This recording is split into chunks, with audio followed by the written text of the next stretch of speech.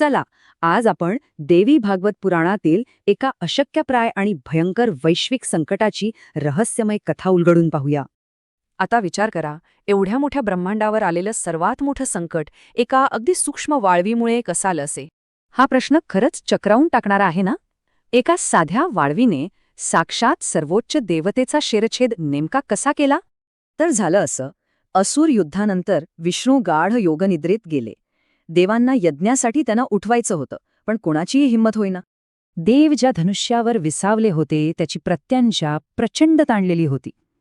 हाच तो जीव घेणारा ताण ज्याने सगळा खेळ बिघडवला. मग वाळवीला दोरी कापायला लावली गेली. तिला अन्नाचा वाटा मिळाला. कर्माचा आणि वरदानाचा हा अटळ नियम इथेच दिसतो. आणि मग दोरी तुटताच धनुष्य भयंकर वेगाने उसळलं. एका क्षणात शिरच्छेद झाला आणि संपूर्ण ब्रह्मांड भीतीने हादरून गेलं.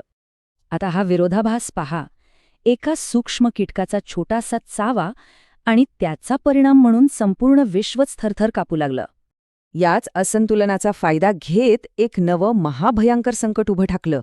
तो होता अजिंक्य असुर हयग्रीव.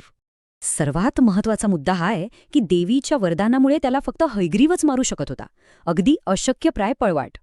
यावर देवीने एक अत्यंत क्रांतिकारी आणि दैवी परिवर्तनाचा मार्ग सुचवला. विष्णूंच्या धडाला थेट घोड्याचं शीर जोडायचा उपाय.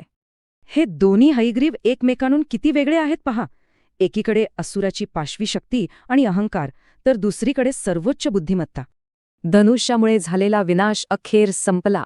या दैवी हयग्रीवाने असुराचा अंत केला आणि पुन्हा एकदा विश्वात अचूक संतुलन प्रस्थापित केलं. हा अवतार केवळ योद्ध्याचं रूप नाहीये, तर हे शुद्ध ज्ञान, वेदांचं रक्षण आणि सर्वोच्च बुद्धिमत्तेचं अतिशय सखोल प्रतीक आहे. प्राचीन ज्ञान शिकणाऱ्या विद्यार्थ्यांसाठी यात मोठा धडा आहे.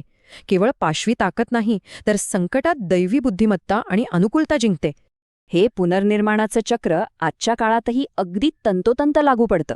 अनपेक्षित संकटांना सामोरं जाताना लवचिकता आणि अफाट बुद्धिमत्ताच मार्ग दाखवते. मग विचार करा, आजच्या कोणत्या आधुनिक समस्येवर मात करण्यासाठी आपल्याला अशाच एका आमूलाग्र आणि क्रांतिकारी परिवर्तनाची गरज आहे.